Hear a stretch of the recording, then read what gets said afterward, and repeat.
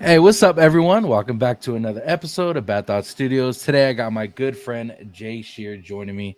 Thank you so much for joining me, Jay. It's been a while, bro. We haven't really done some House of the Dragon stuff for this season much, but Yeah, we well, did before the season. It was crazy. yeah. What the people don't know is that after every episode, I text you.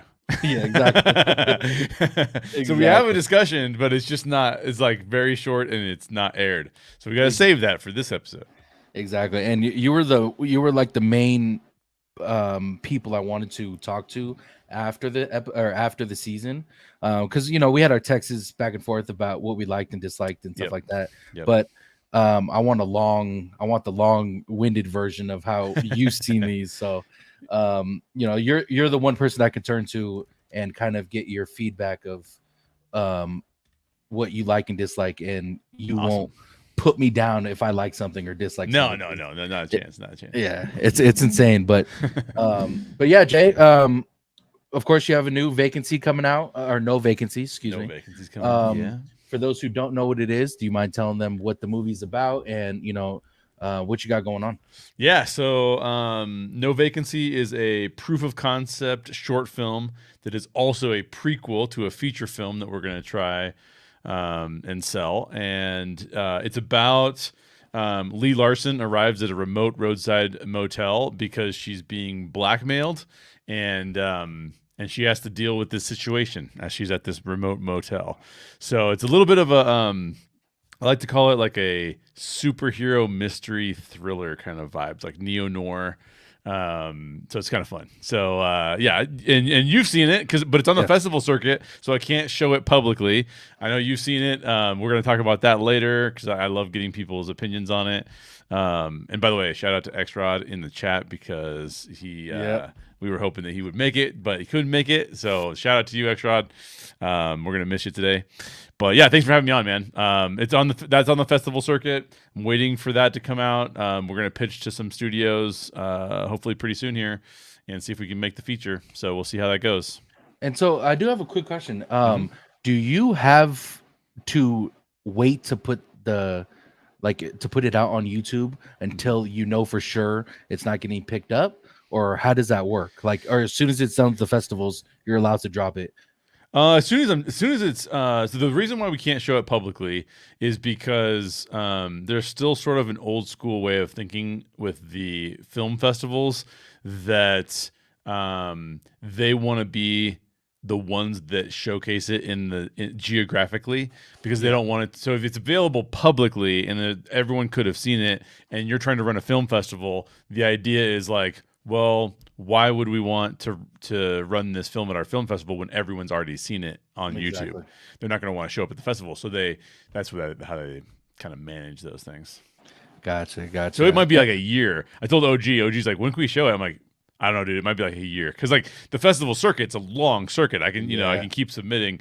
So yeah, it's kind of a lot. Well, we hope it's not on there long enough to where you could just bring it to a production company and they could pick it up. So Yeah, hopefully, exactly, exactly. hopefully it's off the circuit pretty quick here. I know.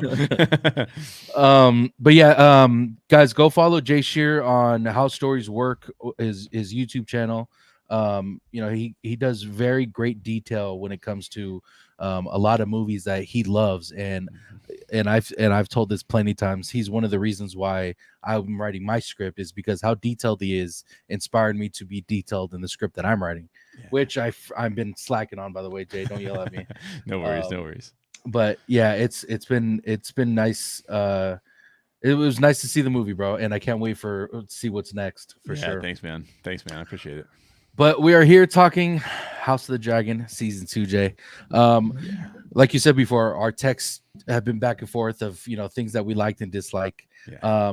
So I'll start with this question. hmm Overall, not you don't have to go into detail necessarily, hmm but hmm overall, did you like the season, dislike the season? What do you think they could have improved in when it comes to like Mm. action or storyline, character development? What's your hmm opinion on that? So first of all, I thought season two was great. I don't think it's the best season. Hey, Jen. I don't think it's the best season of television that I have seen this year because I really liked The Gentleman. I thought The Gentleman on Netflix was awesome, and I really liked Fallout as well. So those two were fantastic seasons, but it's in the running. So like it is top 3 at this point, right? Like, so this is a highly skilled crew and cast who is working on this. They know their roles. They know how to execute their roles. Fantastic stuff. I thought that through episode 7, I'm probably giving it a 9+ out of 10. Like, Okay. After episode 8, I would tweak a few things, which we'll get into in more detail. I would tweak a couple different things in episode 8, and but it's probably still like, now it was above a 9. Now it's probably flirting with a 9. Like it's right there. Okay. So that's kind of the way I view it. Yeah, I like this season mostly because of character development, and you know me, I'm big on that. But we kind of, it almost feels like we got that out of the way. Like now we can focus on the action, you know, the stuff that comes after that. Of course, we'll get some more development when it comes to certain characters. Yeah. But as far as the big things that we needed to know about Daemon, about Rhaenyra, about Alicent, about Aemon, Aegon, everyone, we kind of know which direction their characters have to go and how they got to that point. So in my opinion, that was huge for me. Yeah. It was huge. And I think that's why I flirted with the 9 as well. It wasn't a perfect, don't get me wrong, it wasn't a perfect season.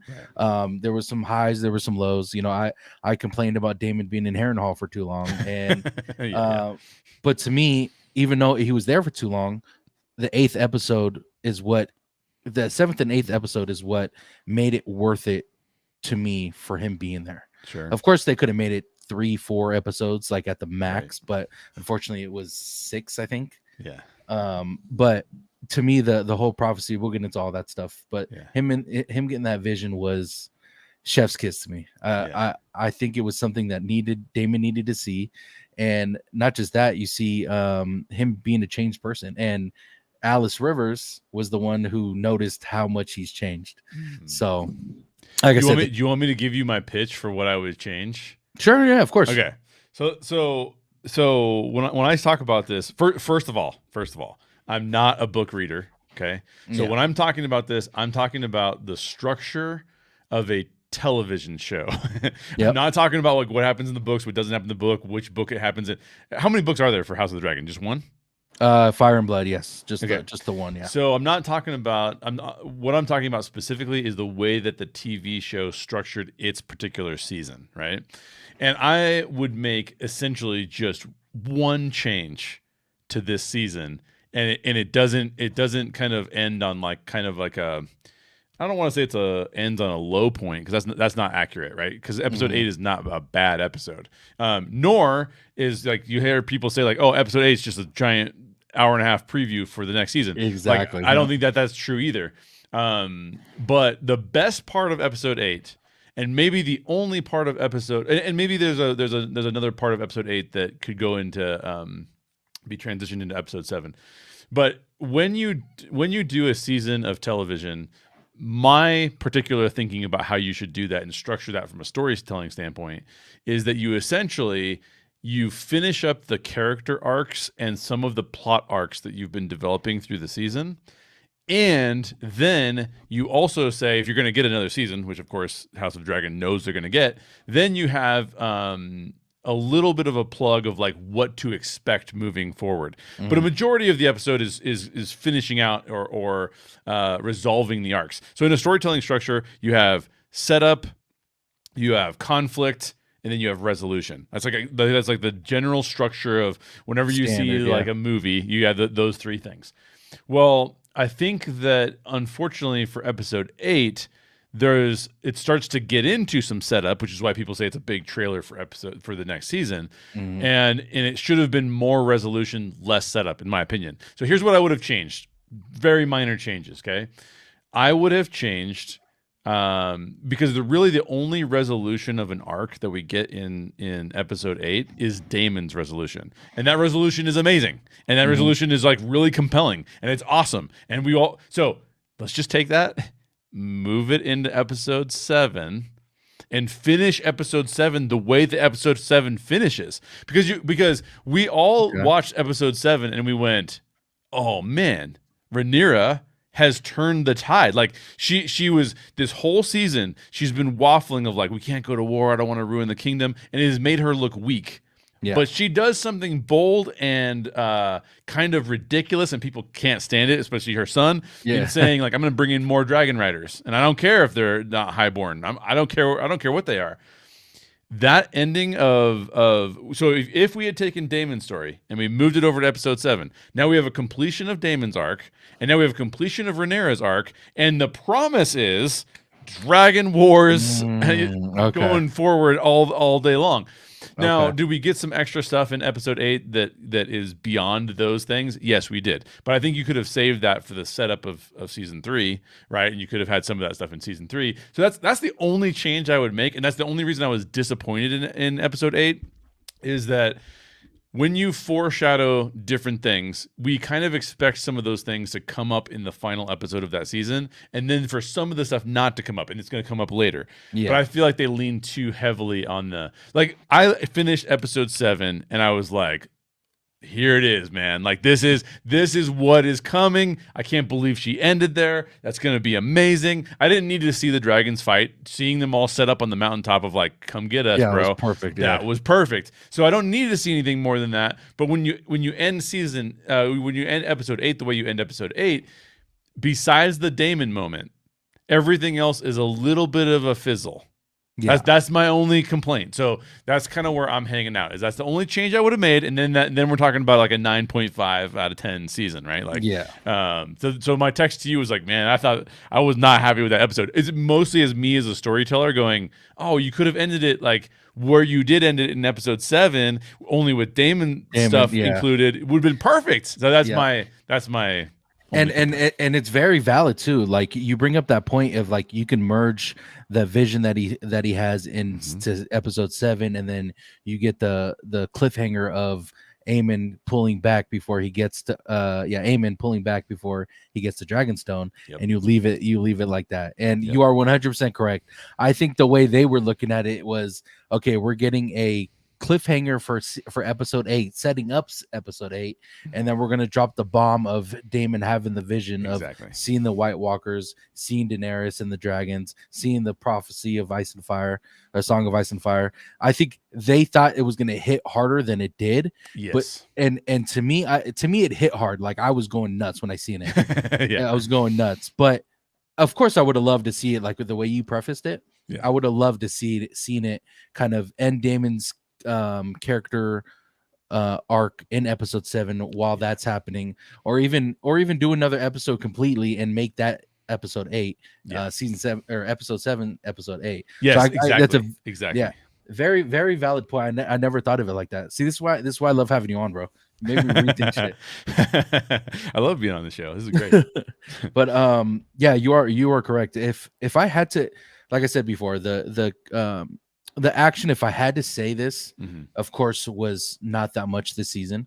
But to me, it wasn't important for it to be in there.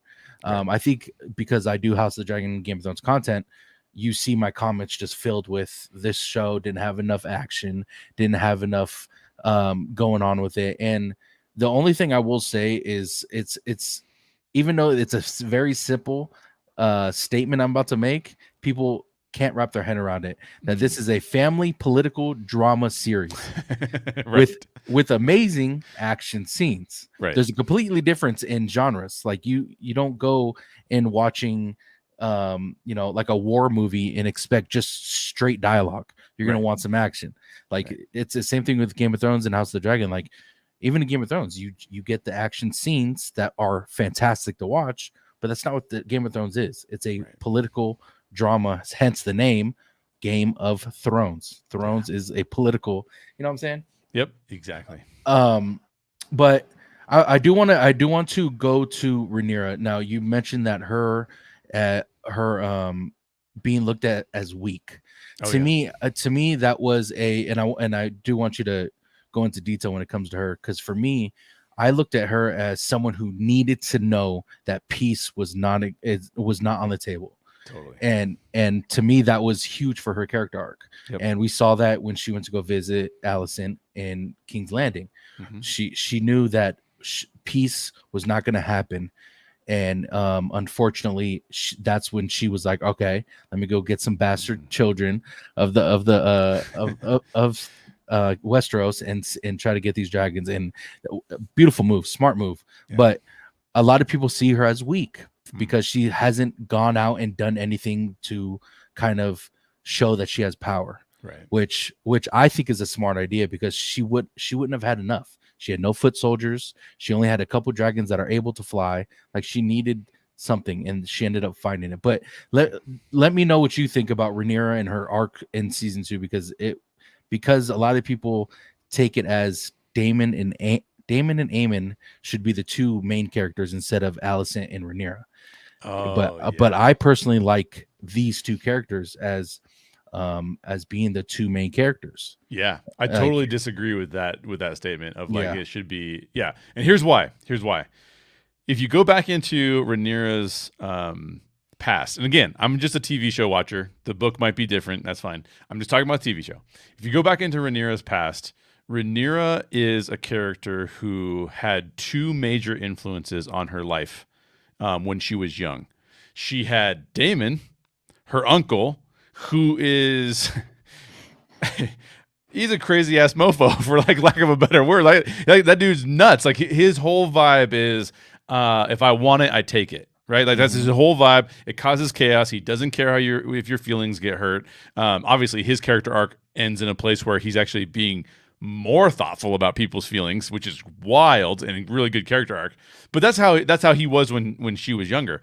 And the other influence that she had, well, she had three influences, let's say, because also Rhaenyra, her aunt, there was a big influence on her as well. Rhaenys.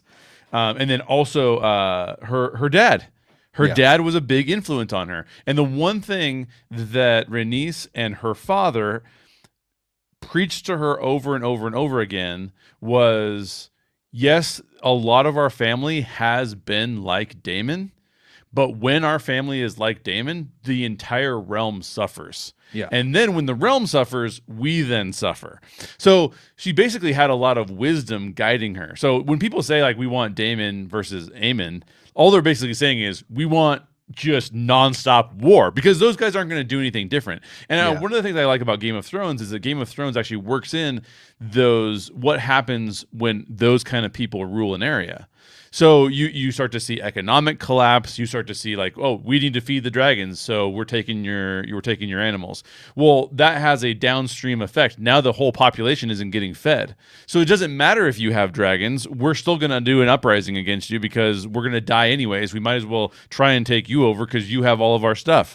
So I think that there's the politics of the situation with Game of Thrones are handled so well that I think it would do a disservice to the show if it were Daemon and Aemon being the main characters. I think Daemon and Aemon are there to showcase what it looks like when we put our trust in people who only have selfish intent. And that's a really damaging thing that can happen when that kind of scenario plays itself out. So I totally reject that Daemon and Aemon should be the main characters, because I just feel like that would be having them as sort of like A- characters is perfect for them, because now all the other characters have to deal with their bullshit, and that's way more interesting to me.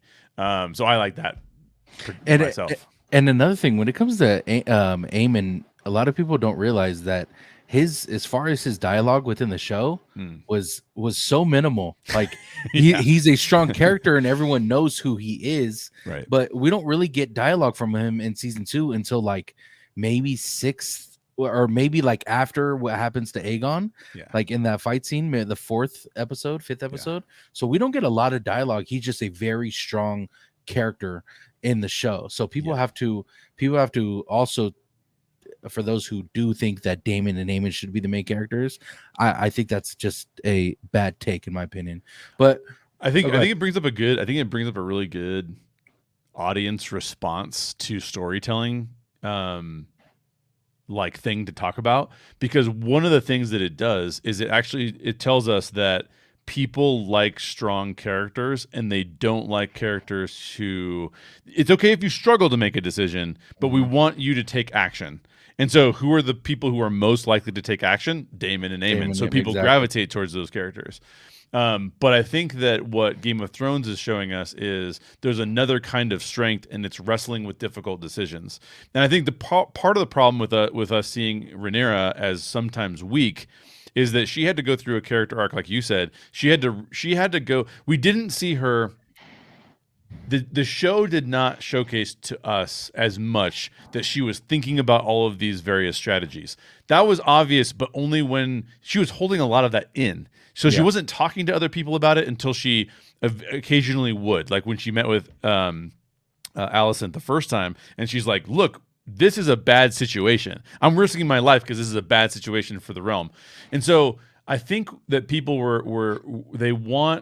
people want justice and people want retribution. And so as soon as something goes down that deserves justice, they're like, you need to take action. And she's like, yes, but there are repercussions to me getting justice in this case. And if I get justice, what does that turn into for the rest of the realm? So I think she was actually being really smart, but it did feel like what they wanted us to feel through her arc here was that intelligence was sometimes showing up as a hesitance. And as audiences, we're like, no hesitance. Like these guys deserve Dragonfire. Like take it to them. Yeah, and exactly. I think that they did a pretty good job of working that through with her character, and that's why I thought episode 7 ended so well, because she's standing there with just dragons all the way up the hill, and it was like, I made a decision that none of you would have made, and now I'm the strongest player on the board.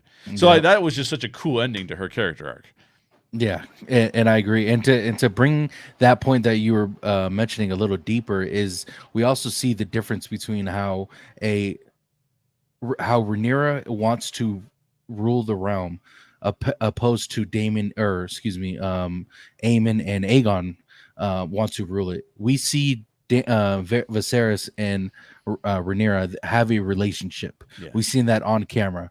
Now, on the flip side, we never see Aemon or Aegon really interact with the Viserys in season 1.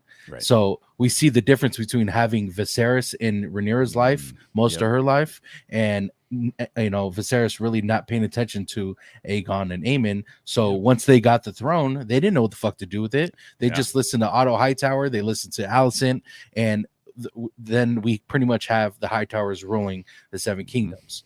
And that's, and like I said, it's a little deeper because you see the daddy issues that these two, rulers have. And we see, so I actually wanted to, since we're talking about Aemon, I want to bring this up. In episode 4, when we see him, Dracarys, Aegon and all that stuff. Yeah. Do you think that was him trying to kill Aegon? Do you think, because the reason why I bring this up is because I've made videos of saying how Aemon at this point, at episode 4, don't try not to think about past that yet. Yeah. So up until episode 4 in season 1, we see Aemon finally Dracarys Aegon, and to me, the two things that he's done that were considered ruthless have been in the midst of war. And I didn't think his character was a ruthless character. Like, he didn't do anything to like the common folk as far as like, randomly killing them or, whatever the case may be. But he wasn't a ruthless character. But once that changed after episode 4, you see him become ruthless and a completely different Aemon that we got to get to know within season 1 in the beginning of season 2. But what's your take on his character specifically and how we see the difference in him now? Well, his character is really interesting because unlike Daemon, like Daemon is born with a silver spoon, right? Mm-hmm. Like, and Daemon we get the impression, again, just from the show, that Daemon's life has been pretty easy. And so Daemon doesn't have a good fear of dying. He doesn't have a good fear, not until the end of the season, right? Where now he sees like the whole picture. He's revealed in the vision, which was awesome to have Helena in that whole thing. Like doing that was amazing. But Aemon, on the other hand, is similar to Daemon, although his background is different because he comes from a background of being always the second son. Daemon was also the second son, but he was still living with the silver spoon because he was always like he always had the power. And what's the king's name? Viserys. Yeah, his brother, His Daemon's brother. brother. Yeah. Viserys never treated him like Aegon treats Aemond. Aegon made fun of Aemond. His whole eye being gone. He's had some I won't call them traumas because I don't know that they're quite to the level of traumas, but significant setbacks.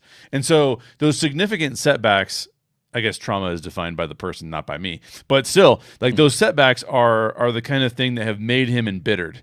And so I think that part of every character is, how do I get agency and how do I retain agency? How do I get my way? Because we're all going to do selfish things, and you can see this in your family members, right? How does Extrad get his way? Well, he probably doesn't get his way the same way Camper does. Like they probably have a different way. True, dude. Right? That's so funny.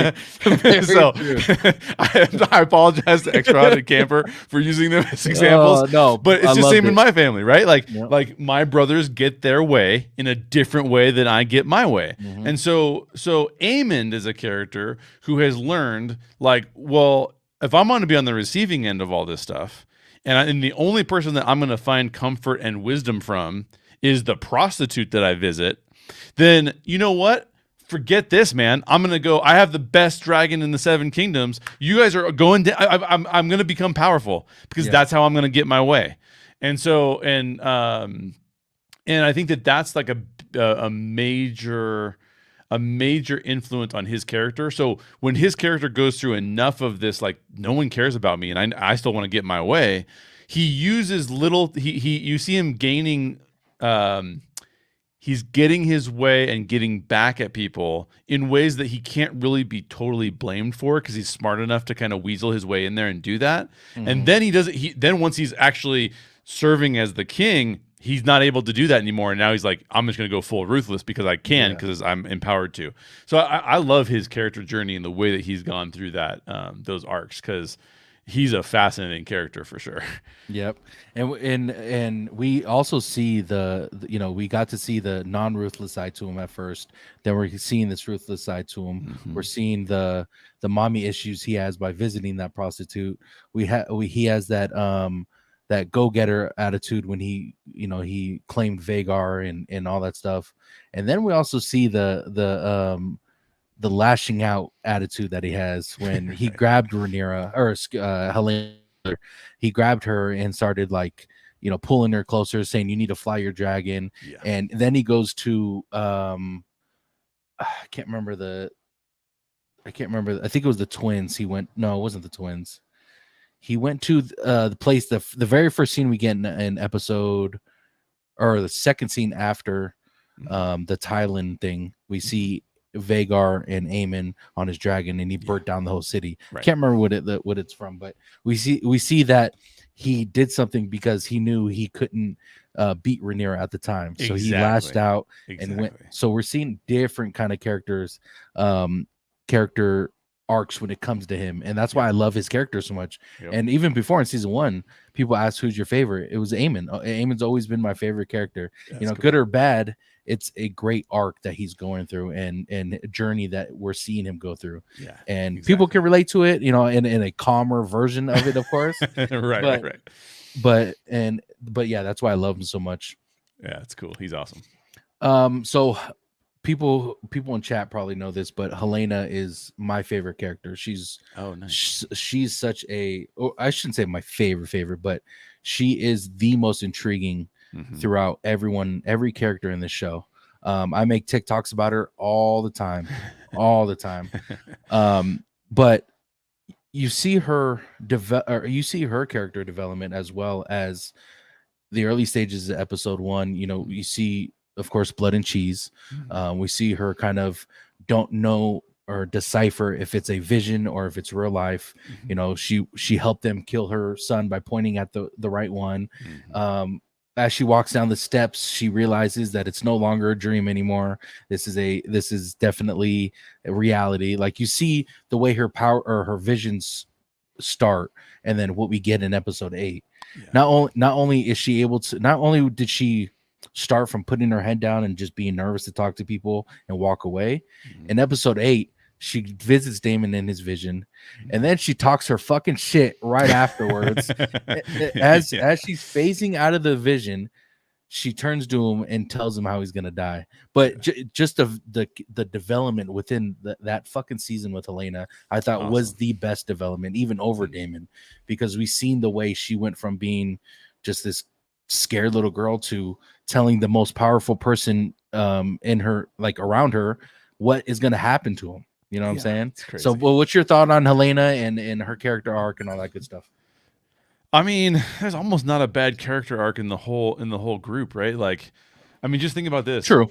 In the beginning of season 2, they were saying that Aegon was the magnanimous, and like he's the opposite of that now, man. Like he's like, so instead of being the magnanimous, he's like, you know, Aegon the depressed, kind of like, right? Like a complete reversal of where he was at the beginning of the season. Damon's character arc is amazing. Helena's character arc is super cool too, because basically they've taken a character that most of us would have said that's a throwaway character. Like she doesn't play any important role, right? Like she's, first of all, we know that the females in Game of Thrones are always marginalized. Second of all, we know, until they stand up for themselves, at least. Second of all, we know that she is married to her brother, right? Like, and forced to. Third of all, we know that she cares about her kids, but there's a level of care that's almost, she's a pretty aloof character, right? Like we don't see her like hugging her kids necessarily. She grabs her one kid and takes her away, but like it's not to the same degree that we would expect from Alicent, even, right? Or Rhaenyra. And so I think that what they've done is they've said, let me show you why she's aloof. And this is true for real life too. Like, how many times have you seen an aloof person who just so happens to be amazing at math or amazing at music or amazing at interpreting these things? And Helena falls into that same boat, that same bucket of like an aloof person, but when you actually get to unravel her mind a little bit more, on the roast, that's good.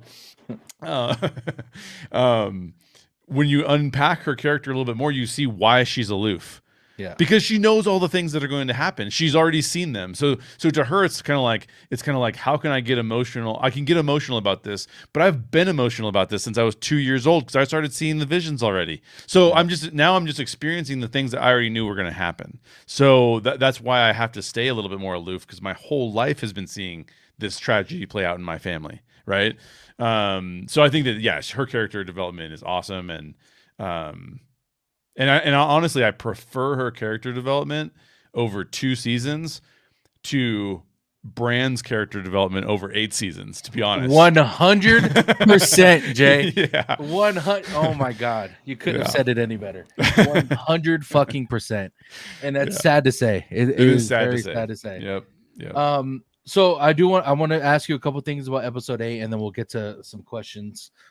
So episode 8, a lot of people liked it, disliked it. We kind of talked about why we liked and disliked it.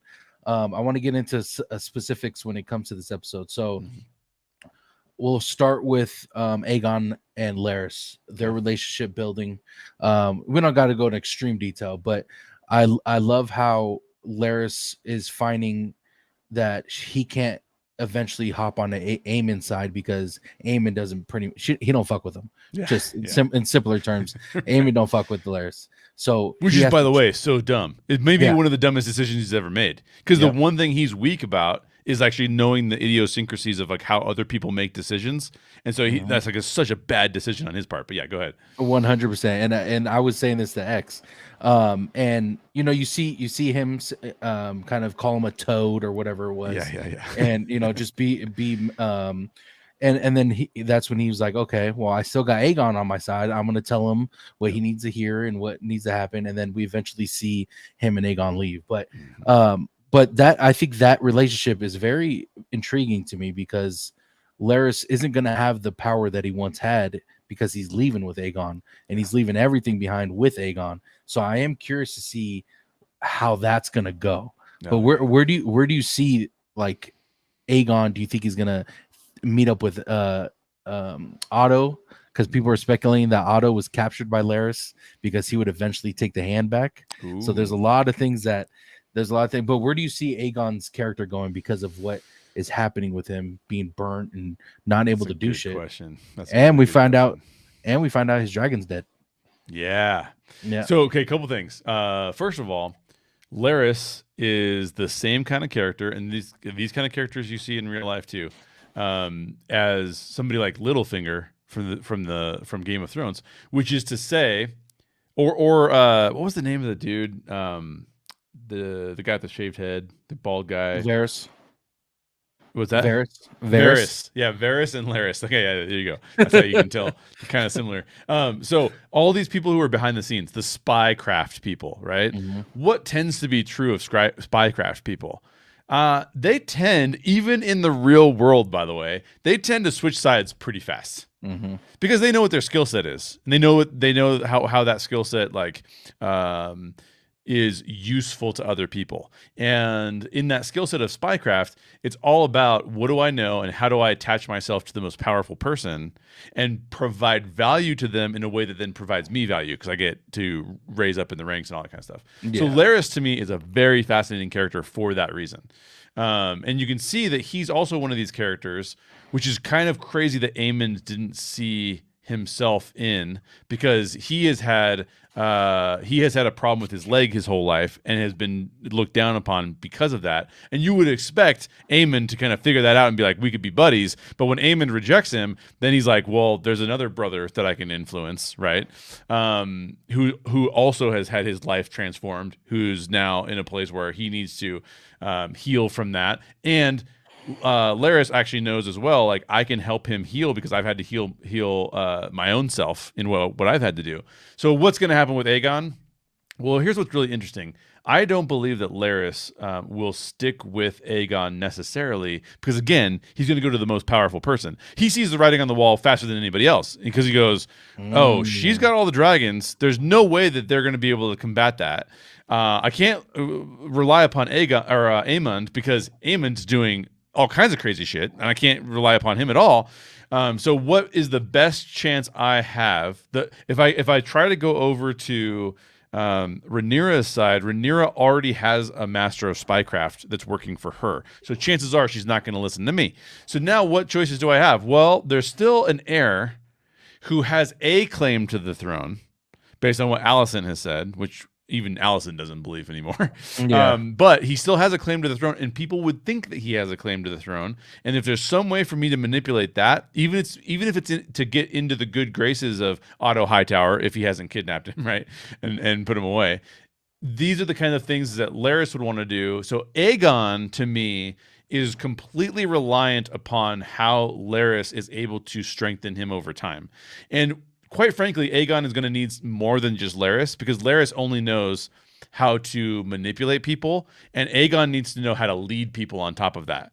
So if that's going to be Otto Hightower coming in and helping him do that or whatever, Aegon has no future if he doesn't get Laris and somebody else that has a power stake that can go, I'll be your hand, but I'll be the powerful one, and you can be the figurehead for what we're going to put together.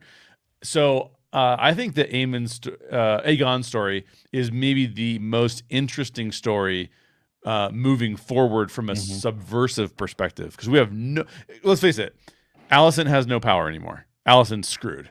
Rhaenyra has tons of power. Not only does she have all the power that she had gained, she has she's even going to get another dragon because of her daughter, or is it her niece or her daughter? Her technically her niece, but how the fuck does that work? It's her stepdaughter. We'll go with stepdaughter. Okay, stepdaughter. Rhaena getting Rhaena's going to get her own dragon too, so she's going to get the army from Harrenhal. Like, they're trying to set this up as if there's going to be any chance for Alicent's forces to do anything. But we already know Kristen Cole basically told us, like, we're screwed, bro. Yeah. Like, we're done. And so there has to be some things in season 3 that upset that balance of power more, right? Yep.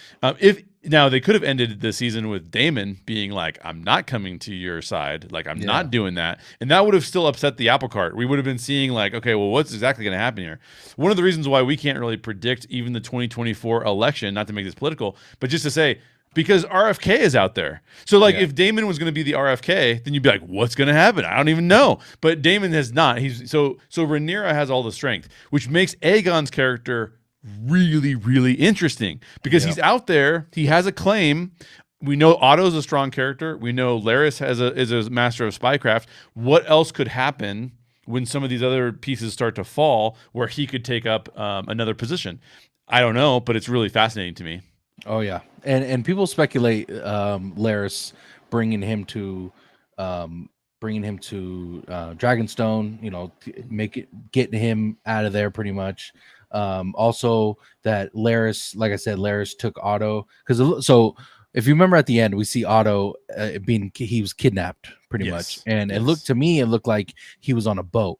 I thought at first it could be the Greyjoys. A lot of people speculate that Larys is the one who took him because if he comes back as Han, there's no more. You know, Larys is just going to be fucking gone. Right.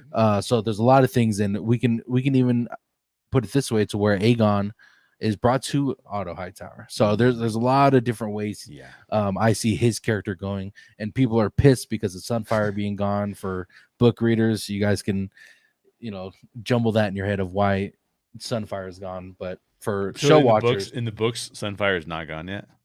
In the books, Sunfire is a very important part of. I don't want to say it. Are we 100% sure? Are we 100% sure that Sunfire is gone? So everyone, I mean, Jay, every one of my comments the last week and this week have been saying, "Is Sunfire truly dead?" Right. I'm just taking it as face value because of what Aegon looked like. He was in a better mindset from when we first saw him at King's Landing when it first happened. He's able to talk about his blown off sausage. He can talk. He's able to talk about Aemon and all this stuff. So right. He's in a better mindset, and Larys is the one who put him there because they're not giving him milk with a poppy. That's right. So, in my opinion, him having a better mindset of what's going on around him and him knowing that Sunfire is dead, I don't think they would have put that in there for us to, for some reason, think he's not dead. Like it's just a weird, because there was no like indication that Sunfire was going to make a recovery, because we didn't see Sunfire after that. There was no like indication like, oh, Sunfire could be having a recovery and we should just tell them he's dead. I think they would have went about it that way rather than the way they did it, in my opinion. Here's one counterpoint to that, possibly. Okay. If Aegon can regain his strength and become a strong character again without the dragon, and then he gains the dragon back because the dragon is actually not dead and the dragon just needed to recover for however long, then you have an Aegon who's insanely powerful, because not only is he powerful of mind, but he's also powerful in that he has a dragon associated with him. So that's a tough one. I don't know where they're going to go with that. I have no idea. But as a non-book reader, I don't even know why. I don't know why the Sunfire is important anyway. So that's going to be great to see what happens. Well, I'll put it this way: it was said what Sunfire does in Game of Thrones. I don't know if you remember that part when Joffrey went down to the crypts with Marjorie. Yeah. Dude, I can't remember these kind of things. Yeah, I'll tell you. I'll tell you after. Okay. Cool. It was a well-known thing with Sunfire. That's why people were pissed, because they're completely changing what happened in what was said in Game of Thrones and what was said written in the books. Yeah, so. What is this, Star Wars now? I don't know. I know, right? No, so I gotta say this. I kind of feel like they're not gonna do that. I would think that would be a very bold move on the side of the creator. So I'm gonna put in. I see your reasoning, and I understand it, and that it's well reasoned. But I'm gonna say that Sunfire is not dead based on what you're telling me. Yeah. Okay. And I, as much as it sucks to see what was said in Game of Thrones, because it's a very huge part of House of the Dragon. But if they do go a different route, I am very intrigued to see where they're going to go with this, because it is a very, very important part in the lore for sure. Yeah. So okay, let's talk about real quick, Alicent and Rhaenyra. Mm. To me, if I had to pinpoint the one thing, what's up, pups? There he is. He has to make his little appearance. Oh yeah, dramatic. That's right. But to me, the one thing that I mean, I thought was just an awful scene was Rhaenyra and Alicent. I wasn't a fan of that. Not because of the conversation them having, but what was said within this conversation and the actions that happen after. Meaning Rhaenyra and Alicent should fucking hate each other. And as soon as I see you, nothing you can say will make me not want to chop your head off. Right. Because there's nothing you could do or say. We were friends when we were younger, when we were children. Okay. Yeah. But the things that happen after that are unforgivable. No matter what, no matter what happened. And same thing with Alicent. Like the love that they clearly still show for one another should not be there. And you see Rhaenyra fighting back tears within that conversation, which I thought was stupid. I disliked it. And and it's very unfortunate because Rhaenyra, like I said, should not have any feelings towards Alicent more other than anger and betrayal. And she's done everything in Rhaenyra's eyes. She's done everything to lessen her claim to the throne. And on top of that, because of that is the reason why her son is dead. And all that shit that's transpired within the season. So to me, I dislike that scene, but a lot of people liked it, disliked it. What was your opinion on that? I didn't think a lot of it of the time, but it is now that I'm rethinking about it, I think it is one of the reasons why I didn't like episode 8 as much. Like, you can only get away with one of the, not to get into Star Wars too. Did you see Acolyte? Did you watch Acolyte? Unfortunately, yeah. I really disliked Acolyte, not because of any of the actors, not because of any of that stuff, just from a storytelling standpoint. So for those of you who don't know, I'm not going to spoil anything, but part of the Acolyte is that there's a set of twins, and they're not actually twins and blah, blah, blah, blah, blah, but we won't get into that. The point is that they treat them as twins, and several times during the season, the two twins switch identities. And so you're just like, which one is it, right? Like, we don't know which one it is, even though we spent the last 3 days with them. And here's the problem I have with that, is that once you repeat a plot point over and over and over again, it gets to be kind of like, it weakens the plot point. It's no longer a surprise. You're not upping the ante. It's just kind of, so I didn't like her meeting up with her because I felt like, dude, how many times can you do this? Like, how many times can you, like, the first time I thought it was handled really well. It was like, I'm going to take this crazy bold move. I can actually prevent war in the kingdoms. I can figure this out. If only I could talk to Alicent and we can hash this out and she can understand where I'm coming from. But to have the reverse come back and happen, to me, is kind of like, man, it's so unlikely though. So not only for the emotional reasons that you mentioned, which I agree with. Now, there's always the argument that like people form like trauma bonds with people, right? Like that they just can't, like, they can't let them go and stuff like that. So yeah, you can argue that. But even just from a plot standpoint of like, you're going to bring back these two characters in the kind of the same way where one of them sneaks in and is like, by the way, I'm here now. Exactly. I just felt like that was, it didn't feel like it had any gravitas to it. The first one did. The first one was like, this is crazy. And now she's got to get out of there. Like we were all worried when they ended that episode. Like, is she going to make it out? Right. Yep. This episode was kind of like. Exactly. That went through my head. I was like, oh, what's going to happen now? Exactly. And this one was just too,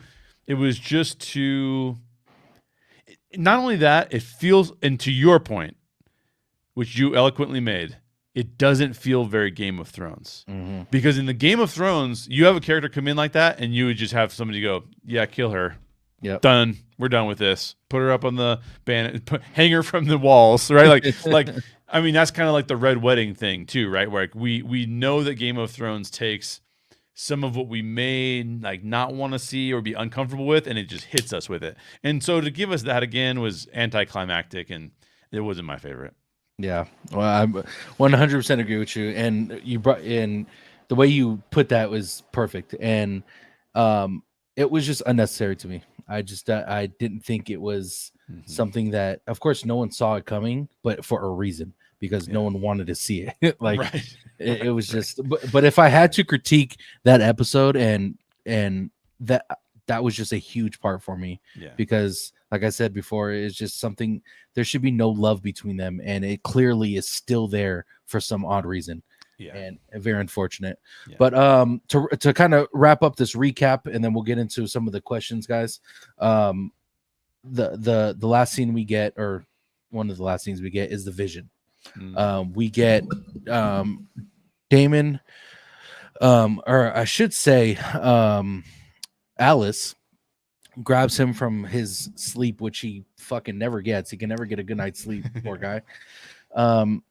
She comes in there crying, and it was kind of crazy to see her crying, because we kind of see her within the season just being this stone face witch within the show. And of course, the reason, or I should say the question of why she's crying, I think one of them put in there, we'll go over that, and they put in the questions. But she says, as they're walking to the tree, she says, "You were a closed fist." I'm paraphrasing here. "You were a closed fist when you came here, and you wanted everyone to bend the knee," or something like that.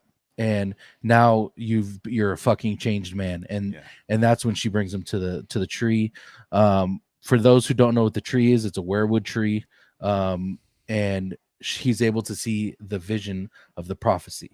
Now, we all know the only person who knows about the prophecy that is alive is Rhaenyra, and now Jacaerys, because Rhaenyra told him. But he's seeing a completely different version, not a completely different version as far as what the theory is, but he's actually seen the vision rather than being told it. And we see the White Walkers, we see dead dragons, we see Rhaenyra, Daenerys with her dragons. And I thought I thought it was a beautiful scene, and it tells us what we confirmed with the whole Viserys thing, that Daemon is a changed guy. But I thought that scene, it didn't hit as hard as I thought it was going to be, but it still hit me pretty hard when I first seen it. So, but what's your take on the whole him seeing the vision? Do you think it was necessary? He sees Rhaenyra on the throne, even though we kind of figured he was going to kind of bend the knee anyway. I think that was more of a confirmation of him saying, "Okay, now she really needs to be on the throne." But what's your take on that the whole vision, all that good stuff on there? Well, first of all, shout out to the character and the actress who plays the witch. What's your name again? What was your name? Winter. Rivers. Rivers. Yeah. Alice Rivers. Two reasons for that. I think that they could have gone with the more stereotypical Melisandre route, right? Melisandre was like made up to be super attractive. She was clearly trying to influence a lot of the realm from a position of wanting power, and that she used some pretty grotesque dark magic to do it. And then this character comes in, and in the beginning you kind of think that maybe she is trying to do some like evil manipulative stuff, but really by the end of it she's kind of more of like a I don't want to say, well, I'll say simple in terms of meaning she's not trying to gain power or anything perceptively. She's just trying to help the realm understand that there are bigger things at stake, and she influences Daemon to be a better human being by being able to showcase to him what it's like, and what the bigger picture is for not just for his life, not just for the life of his family, but for the life of the entire kingdom moving forward. So I thought her character was awesome. Just wanted to put that out there. I and it was not stereotypical or anything, which was phenomenal. So here's my thing about Daemon's vision. I don't think that the vision hit as hard as it could have. You said that, and I totally agree with you. And here's kind of why. I think it might have been in the execution, right? Because think of it this way. When we see, using Star Wars as a reference again, in The Force Awakens, when we see Rey's vision, right? Rey's vision is just like bam, bam, bam, bam, bam. All these things that are happening in like a little bit of like people talking in the background and whispers. Yeah. And that what that does from an audience perspective is it makes us go, whoa, there's lots to uncover here. There's lots to uncover here because we have no clue what she just went through, but we heard some voices that we recognize, and we saw some things that are going to happen or maybe did happen. Like there's mystery associated to it. Well, Damon's vision was kind of treated in the same way from a storytelling standpoint. A lot of quick cuts, a lot of scenes that they were all nostalgia scenes for us as an audience who's already seen that stuff. Now that's effective, but what I probably would have rather seen is I probably would have rather seen it executed a bit different, in that I would have liked to have seen it executed like maybe Daenerys or maybe Helena shows up in the dream and says, let me show you what's going to happen. And it's slower. And it's a slower kind of weaving of like the storyline of Game of Thrones and what's going to happen and why it's going to happen. And it gives the audience a little bit more time to digest and reminisce about the thing that we loved watching.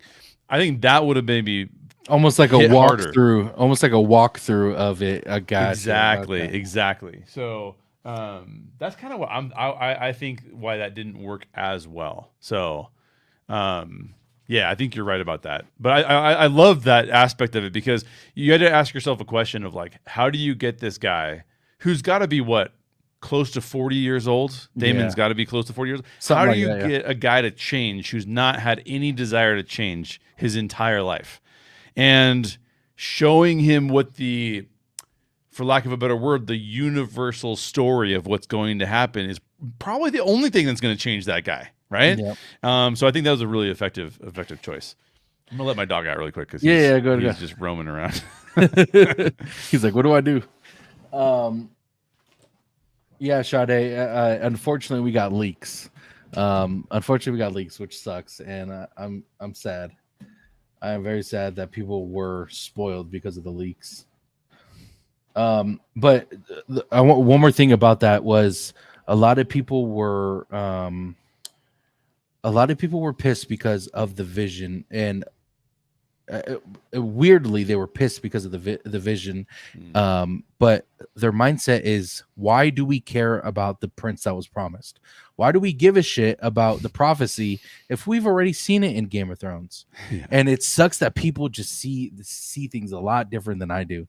Is the reason why Daenerys was able to know about the fucking prophecy in the first place was because, of course, she how can I put this without being messed up? The way this prophecy was passed down through kings and heirs and all that stuff was through the dagger and through the the king telling the queen or prince, whatever, the princess or prince, the prophecy and what Aegon's prophecy was. But we got to see what the prophecy was up until this point in time. Right. We know what happens with Arya and Jon Snow and Daenerys. We see, of course, what happens, but the events of keeping this it could have died if Rhaenyra and Jacaerys and Daemon were dead. Like, no one would have knew about the prophecy ever. Right. You know what I'm saying? So it's a very important part of what of the prophecy, and people hated it because they're like, oh, we already saw what happened, so why do we care about it? But to me, it was an important part, because up until then we kind of see why people fought for the prophecy, why people cared about it. You know what I'm saying? Yeah, I think Megan's comment is the reason why it doesn't hit quite right. Okay, so like Here's the problem with prophecies. Like in Star Wars, I keep bringing up Star Wars, but Star Wars has this problem a little bit too with like the chosen one idea, right? When you say that something is really important and intriguing, it's the what's the name of the I can't remember the guy's name, but it's the gun. If you show a gun in one of the early seasons, or one of the early parts of your film or one of the early episodes, then that gun has to become important later on. Like, you can't just show the gun and then not do anything with it, right? Yeah. So here's I think the issue is that Game of Thrones, you could correct me if I'm wrong, and maybe I'm missing something, but I agree with Megan. It seemed like we were all headed that direction, and yet they didn't go in that direction. That didn't matter ultimately, right? In fact, if you could say what was the message of Game of Thrones? The message of Game of Thrones to me is that if you are seeking power and if you want to play the Game of Thrones, you're playing a game that hurts everyone else and oftentimes results in nothing good for you, right? It is like ruthless greed. The end of ruthless greed is just devastation for you and for everybody that you associate with. And the only way that they were able to recover from all of that ruthless greed, because the Lannisters were still playing that game. They didn't even want to go fight the White Walkers. They're almost like, let in the White Walkers. It's fine because we want to have the throne. And so with that being the message, the weird part of that ending was that it was kind of like, okay, so then violence begets violence, and ruthless ambition begets tragedy. So we will take all of the people who learn to stop desiring the throne and they'll share it. And that'll be the best way of, almost like it's like a democracy by the end of it, right? Or a republic of sorts. And so I think that the issue is that you go, well, who was the prince who was promised, and what did they actually end up doing? Now you could argue like, well, it ended up being Bran, like, and that's what it was. That he was the prince who was promised, and now he's sort of sitting on the throne. I just don't think it lands well. And so when you hearken back to it here, people are kind of like, but that didn't matter. That prophecy never actually mattered, though, right? And so I think that's the problem with bringing it up. It's like, well, I don't see how that turned out to make that big of a difference. Now, to your point, it doesn't necessarily matter because it needs to change Daemon's character. Yeah. So whatever gets Daemon to change is the important part of that scenario. But I think that when you have like all of this buildup for something that never actually manifests itself, at least not obviously, then that's where it kind of breaks down a little bit. See, I have to disagree with you on that one. Okay. Yeah, when it comes to the prince that was promised, it technically did matter because, okay, for instance, a lot of people mistake who the prince that was promised was. Yeah. First of all, a lot of people say Jon because he united the realm to defeat the White Walkers. Yes. A lot of people say Rhaenyra, Daenerys rather, because she's the one who brought the dragons and came, and she was the queen. Jon bent the knee, so she technically was the princess that was promised. Right. And technically, well, I should say, in that vision that Daemon had, that wasn't Ryan Condal saying she is the prince who was promised because of us putting her in there. Right. He pretty much said that George R. Martin has to come to that conclusion for you guys. Yeah. That's just a ancestor, because she's like a long, like down the line, that's part of Daemon and Rhaenyra's line is Daenerys. And she's a conduit for whatever is going to happen or whatever. Exactly. Yeah. So like there's different ways we can go about it. And with the prince that was promised, it was the main people that were in that fight with the White Walkers and killed the White Walkers were there to defeat what was going to eventually take over men and mankind in general. Yeah. So, and the reason why people didn't like why Arya was the one who killed him, I don't think it mattered who the fuck killed it. Like, it's not in the prophecy. Right. The prophecy doesn't state the prince that was promised is going to put the knife in the fucking Night King and kill the Night King. Right. It just says it's going to unite the realm and defeat the the winter, or the White Walkers. So the way I look at it is like, I think it is very important because we got to see that, even though it didn't hit as hard for most people, we got to see who the prince that was promised and the prophecy unfold. And this vision, of course, we get to see the change of Daemon by seeing the vision, but overall it's a big story for the Targaryen lineage, and that's why I personally liked it.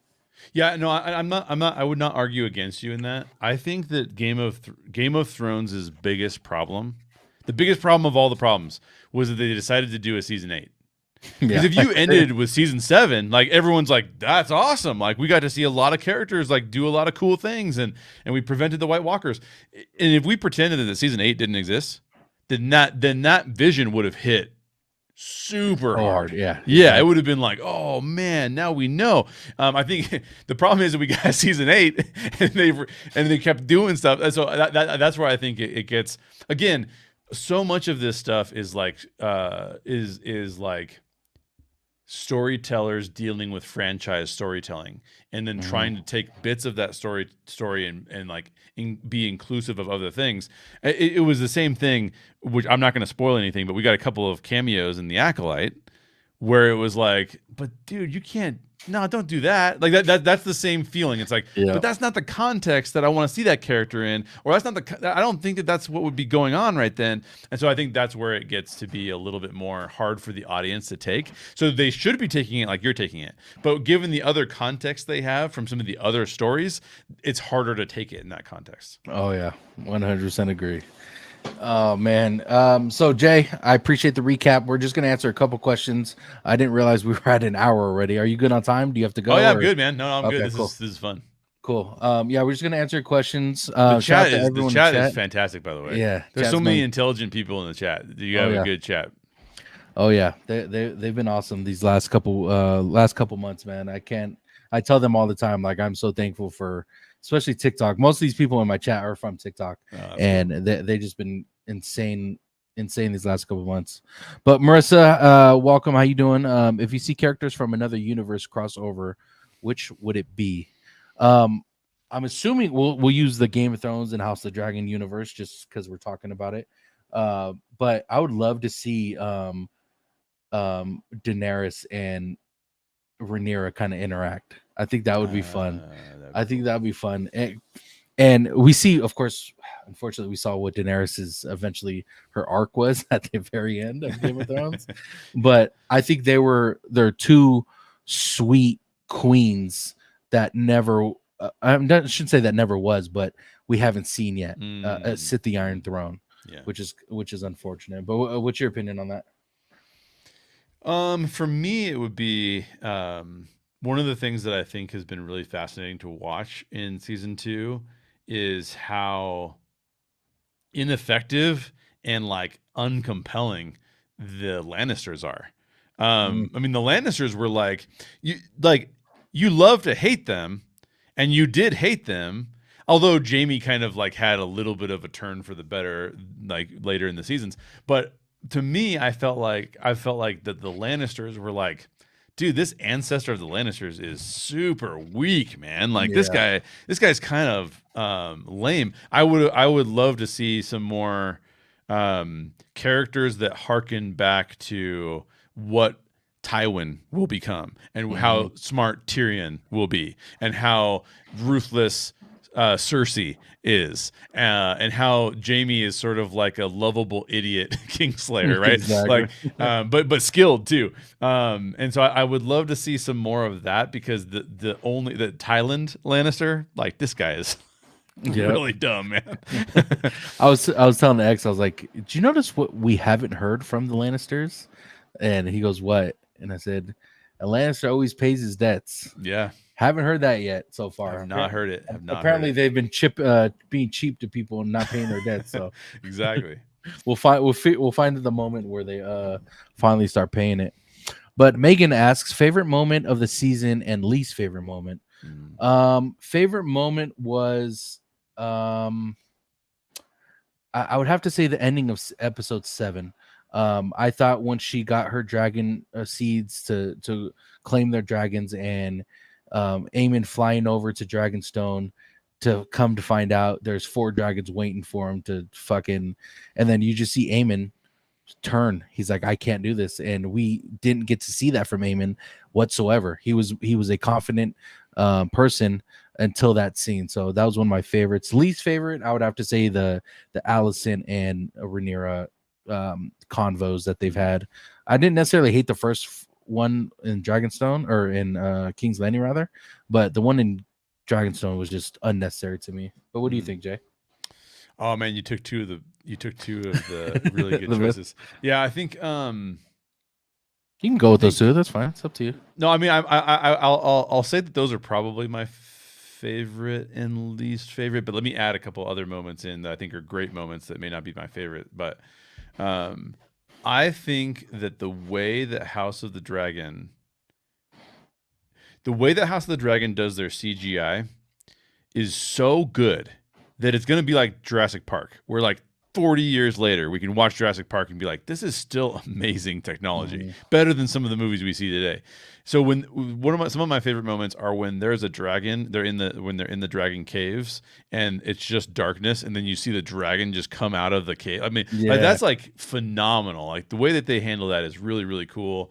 I think that the Rhaenys, there's a lot of really good Rhaenys scenes that I liked in this season. I thought a really good character moment, even though I think that it happened at a weird time and I would have preferred it to happen at a different time. I thought the character moment between Rhaenys' husband, what's his name? Sea Snake? Corlys. The moment between Corlys and his son Yeah. was crazy intense. I thought that was really well done. The way his son came back at him like that was cool. And he's pissing me off too, by the way. The way it took, or how long it took him to acknowledge his sons is insane to me, and I hated it. But go ahead. I'm sorry. Yeah, no, that was intense. You're right about that. Some of my other least favorite moments. There's a lot of good moments, man. Like, I didn't love the turn that Ulf took from being like, I'm kind of like, yeah, it was just too fast. He went from being like kind of sniveling and like, now I have a dragon, so I can put my feet on the queen's table, or you know what I mean? Like, that's crazy, bro. That was a little bit too. That was I was a little bit like, that moment doesn't feel right. Yeah. So there you go. Yeah, I agree with that one. Ulf's character is for sure going to be one of those where it's either going to be really good or really fucking bad, but we'll see. Yeah. Why do you think Alice is crying in the finale? And we were kind of going over this before. My opinion on why Alice Rivers was crying when she, the scene that she's talking, I don't know if you remember it or not, but the scene where she goes and sits down. Yeah. I know, right? She sits down on Damon's bed at the very last part of episode 8, right before she takes him out to the tree. Yeah. She sits down and she's bawling. And then Damon goes, "Do you ever sleep, witch?" and then, but she's crying. My theory and my reason why I think she's crying is because she told Damon, wait 3 days before you leave. I think in episode 6 or 7, I don't remember which one it was, but she said, wait 3 days and the winds will change or something like that. Yeah. And then come to find out at the end of the episode, the Lord Paramount, I forgot his name, but the old man who was pretty much sick died. And Alice Rivers was the one who tried to help, but I'm thinking she helped by killing him rather than trying to bring him back to life, or take care of him. But if I had to pick one, that was the reason why she was crying. And she didn't want to do something that dramatic and drastic.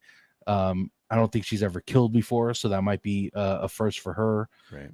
But you never know. But what do you think? I think a couple things. I think that, to me, if I take the character of Alice and I infer some things that they don't tell us, but we can infer them.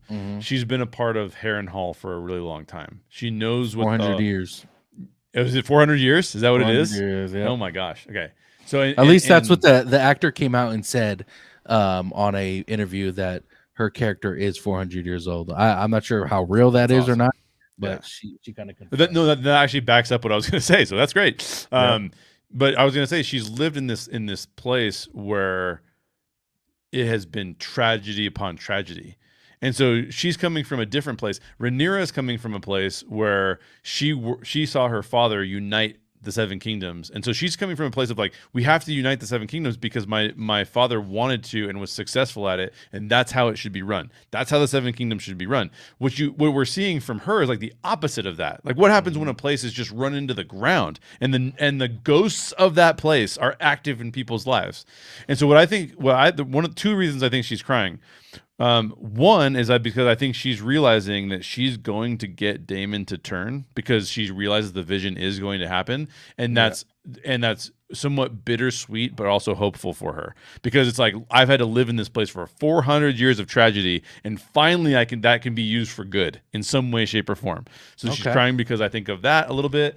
The other reason that I think she may be crying is because as we've seen in Game of Thrones in the past, is that utilizing magic or being involved with any kind of magic thing takes a toll on whoever uses it. And so I have a feeling that she has had to give something up.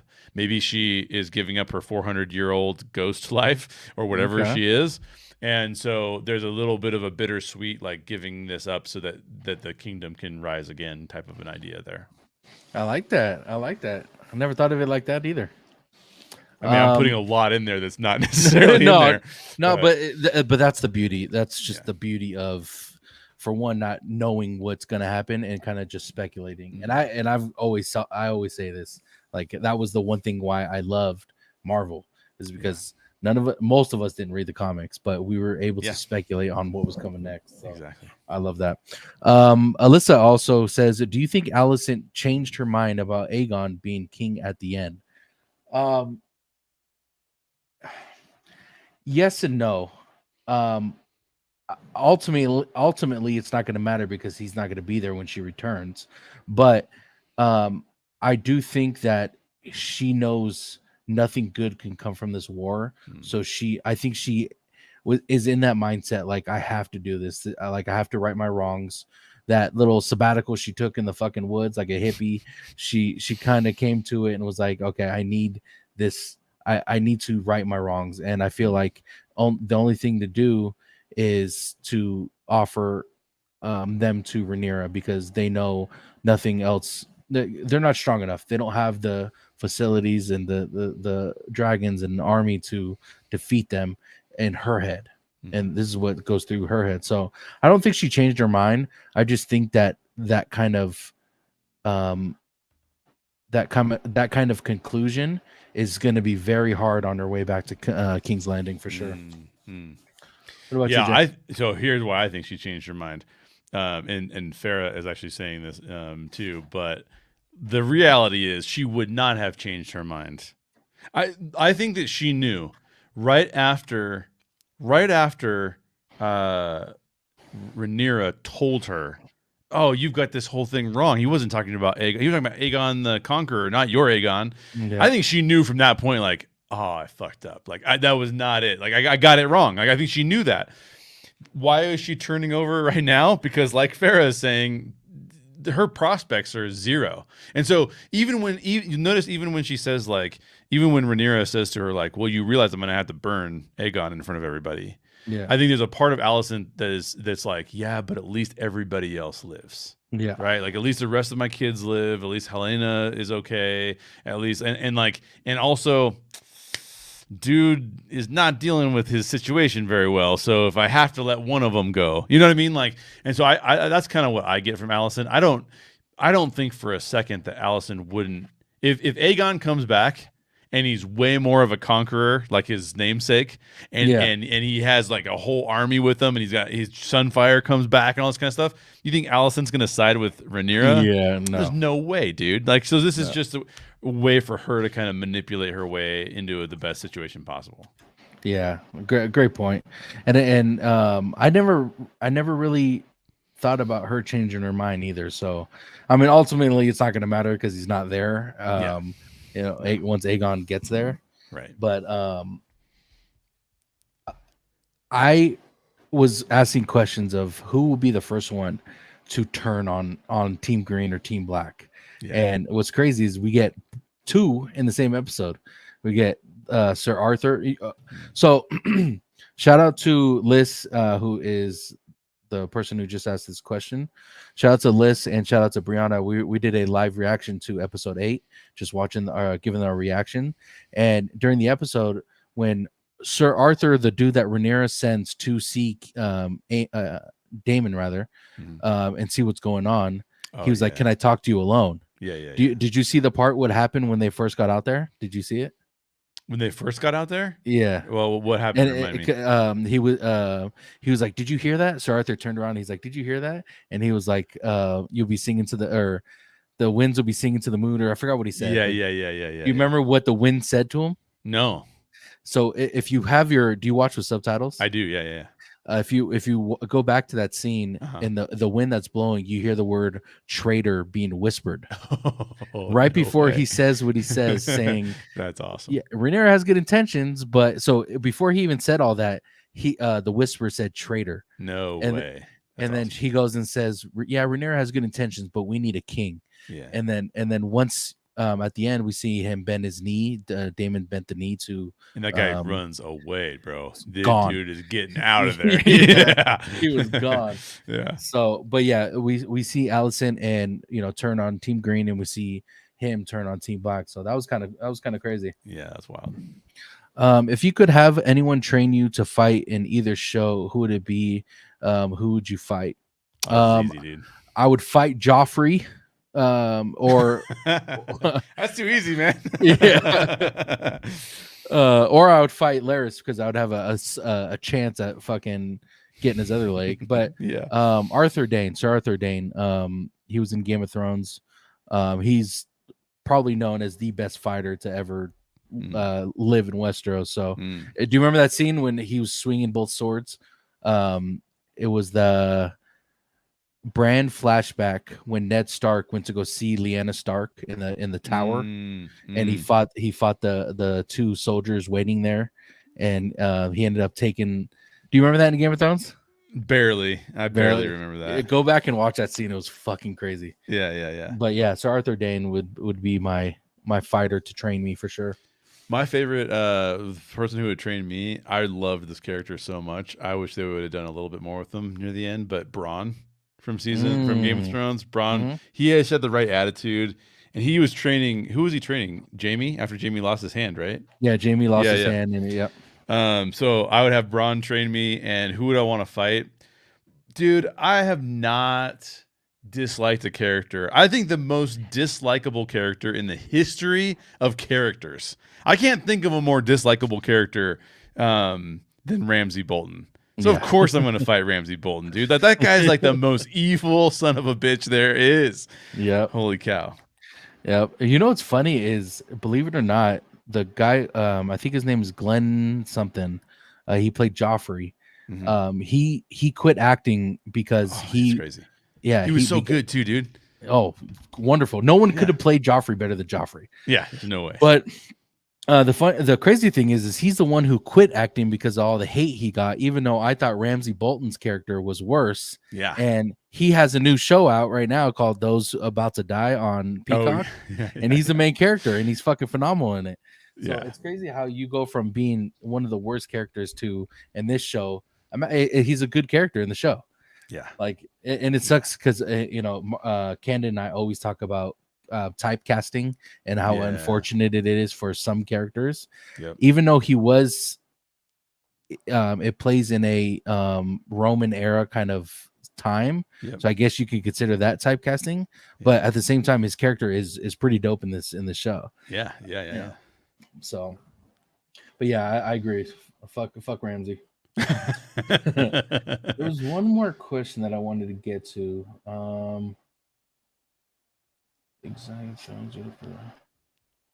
one more question.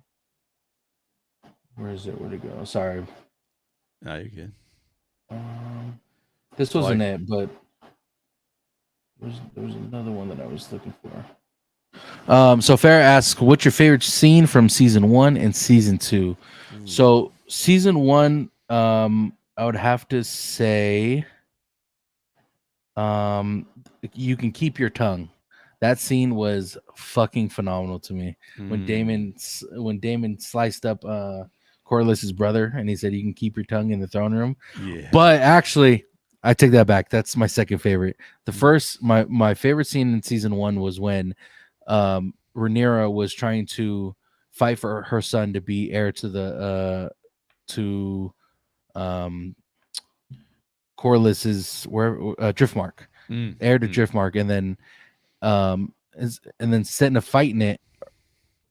Viserys walks in because Alicent's the one who, or Otto's the one who's hearing the thing, and Viserys is the one who walks in, and they start start calling out his title and stuff like that, and the chills I had was crazy. But that for season 2 and the dragon, when Aemon was going to Dragonstone and he pulls back. That's my other favorite. So hard for me to remember good scenes from season 1. Some people like you got all of the chat, and you have such good memories. I watched so many TV shows. I'm like, I can't remember anything, dude. Yeah. Let's go with just season 2 then. How about that? Just season 2. Yeah. Well, I was gonna say I probably one of my favorite scenes from season 1 would have been before the age jump. I really liked the young actress who plays Rhaenyra. I thought she was really solid. Millie Alcock, yeah, she was great.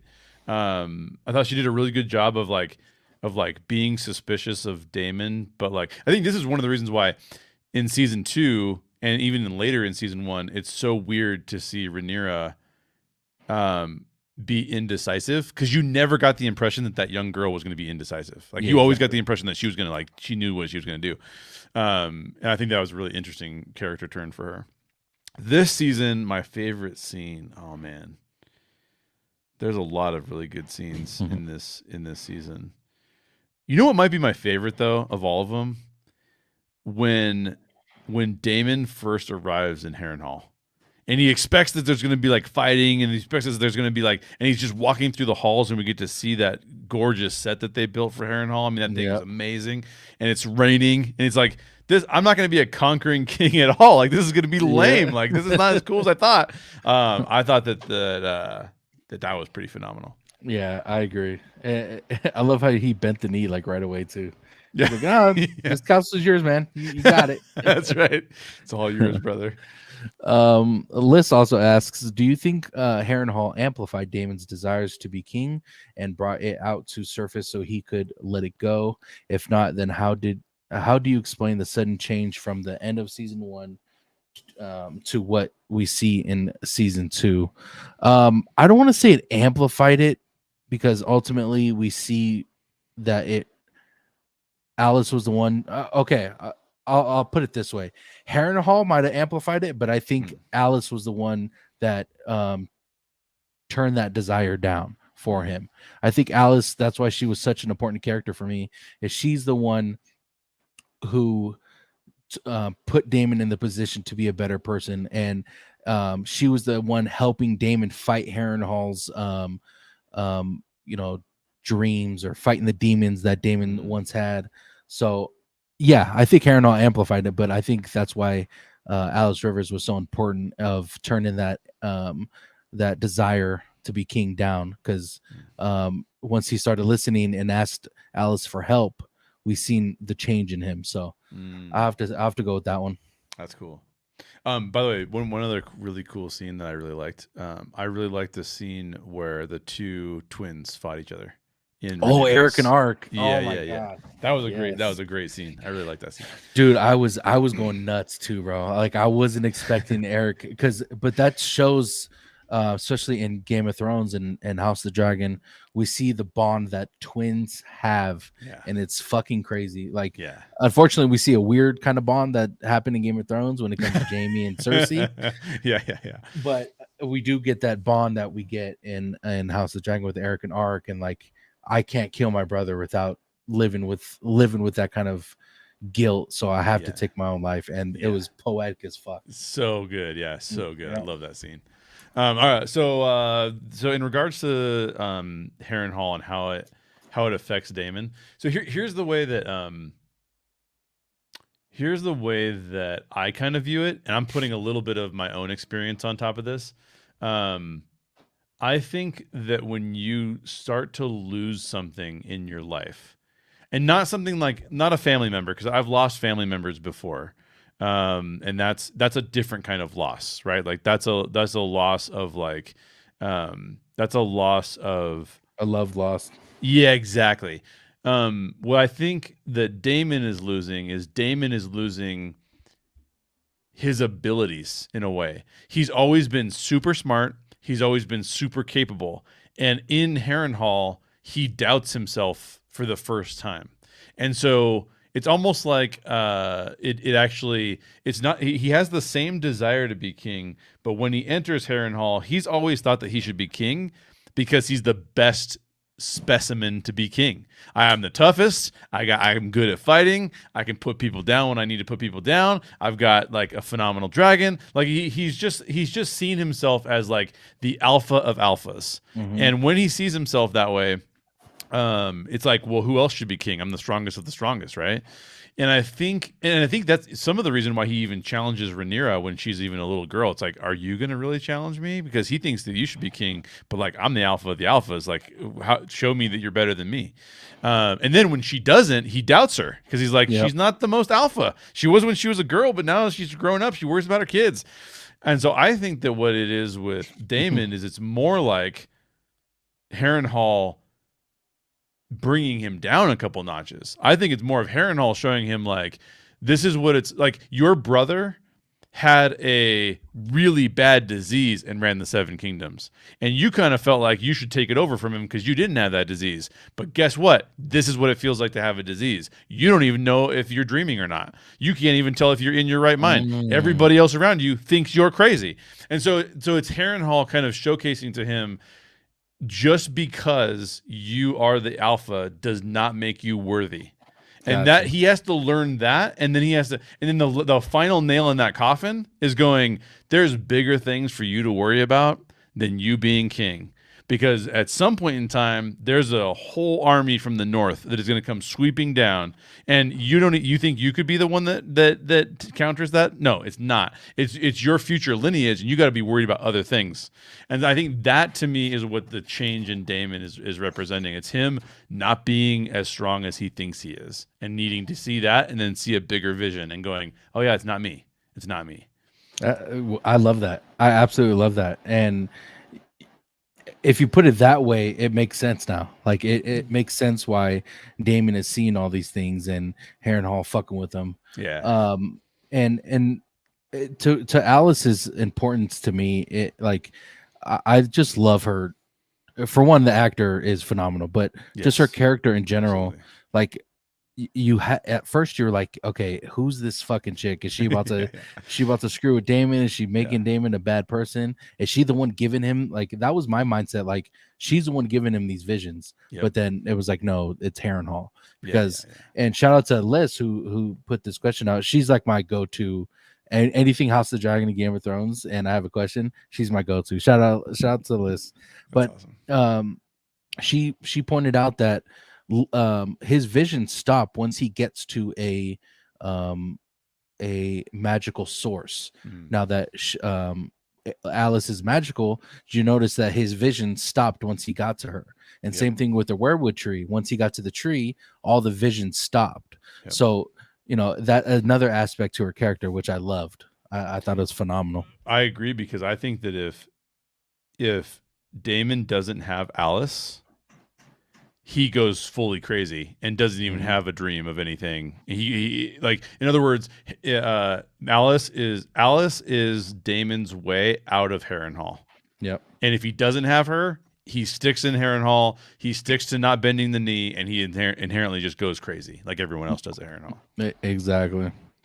What's up, Farrah? I think Harrenhal showed Daemon the real burden and what comes with wearing the crown and ruling the Seven Kingdoms. Yep. And to Jay's point, that's exactly what he was saying. It's it shows him the burden. I love the way she put that, the burden. So 100% agree. Yep. What's up, Angelica? How you doing? She says, I honestly just love the parallels in the show. What do you think? Like, what's your opinion on like the them bringing in the? I think you kind of answered this before, but refresh my mind. Having to bring in stuff that we've seen from Game of Thrones, like Daenerys, the dragons, the Night Walkers, and all that stuff. Do you think it was a good idea that they went that way to kind of bring that nostalgia to the fans? I think so. What we talked about was a little bit of like the way that they did the vision, I think could be better. But because I do think someone guiding him through the vision and like having it play out in a more of like a slow way as opposed to a quick cuts way would have been superior. However, I do think it's good, because one of the things that a lot of prequels suffer from is that they either have to do one of two things. They have to pretend that the other one doesn't exist, right? Or they have to they have to pretend that the future doesn't exist, because otherwise the stakes will not be there for us. Yeah. We'll just go, we know how this kind of works out, so there's no stakes here. The other thing they can do is they can play too much into the future of what's going to happen. And so I think having the future be apparent, because we know what the future is good, but not relying on it to be the main thrust of the show. Because we're not sitting there being like, what's going to happen because then Game of Thrones. We're sitting there thinking like, what's going to happen to these characters? And so I think that they're doing a good job. It's far enough removed in the past that it's a good time frame, and it's not playing into either of those two tropes that we see so often in prequels. Real quick, Robin, she says, I want to fight Joffrey. I see her saying this like it is the most Robin thing. I want to fight Joffrey. This is hilarious to me. But yeah, you are correct. You are correct with that. And there was one more thing I wanted to bring up to you, and I can't remember. How you doing, Kim? There's one thing I forgot what it was, Jay. Was it about Damon again, or was it about something different? No, I forgot what it was. Anyway, we'll wrap it up there.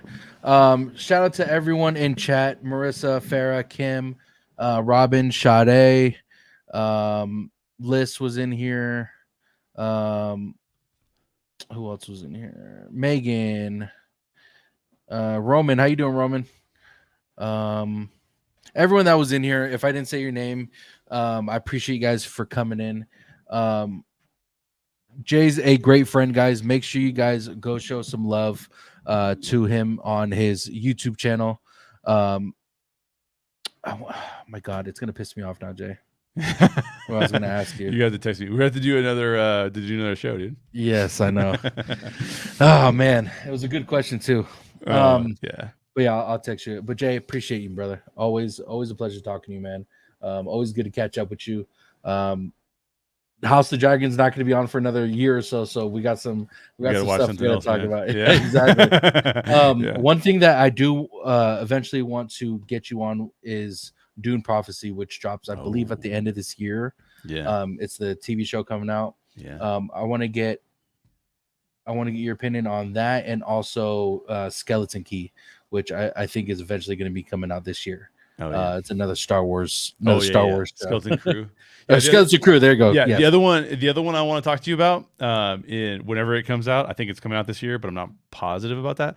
Daredevil, the Netflix Daredevil, is one of my favorite series of all times, and the Disney Daredevil stuff has been, or not Disney Daredevil stuff, but the Disney Marvel series in general have been kind of all over the place. Some of them are good, some of them are maybe not so good. We'll see how they can compare. So Daredevil is another one we could do, because I love the Netflix Daredevil. It's like my favorite. Yeah.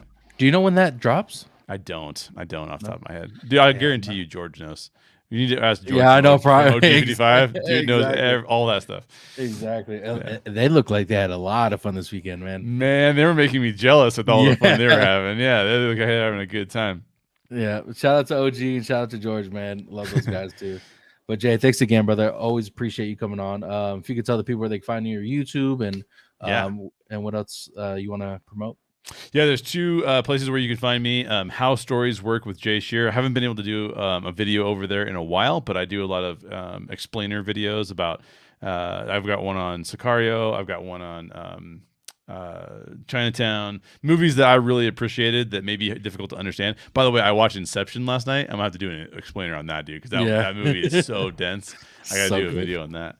So you can find me over on How Stories Work with Jay Shear, doing that stuff. Sometimes I'll also do videos on how-to stuff that I've learned in writing or even directing. Recently, I directed my first film, No Vacancy. No Vacancy is on the festival circuit, so you'll probably see me just posting stuff about what we're doing with the festivals. And you can also find me on Orange Grove 55. Those are the guys we were just talking about, George and OG over on Orange Grove 55, where I do the Story Geek show, and we just talk about dig deeper into movies that have come out, usually under the Disney umbrella. But I've been so busy lately that I haven't been able to do hardly any of that content, so I feel bad. But that's what I do over there at those two spots. Yeah, make sure you guys go show OG and George some love on Orange Girl 55 on YouTube. Jay's always there, like he said, doing movies and shows that are under the Disney umbrella. So I love I love what you guys do over there. OG and George have became really good friends. Yeah, they're great. And you've became good friends. So make sure you guys go show them some love. Guys, make sure you guys are liking the video. Make sure you guys are commenting on some of the other videos that we have. Go check out the breakdowns we have. We got some good stuff coming up in the next week or so. We do have a TikTok live with Game of Thrones historian coming this Wednesday. I think it's at 11 o'clock a.m. because unfortunately she lives in the UK, so it's going to be like 6 o'clock there. So we got to do it early in the morning. So make sure you guys tune in for that. I'll be posting stuff on TikTok as well about that. But make sure you guys are liking, commenting, and subscribing with notifications on, so you guys are notified once a video is uploaded. Guys, go follow my social medias. You guys pretty much already follow, but for those who don't, Tones_TV on all platforms. But again, appreciate you guys for watching. We'll see you guys on the next one. Love y'all.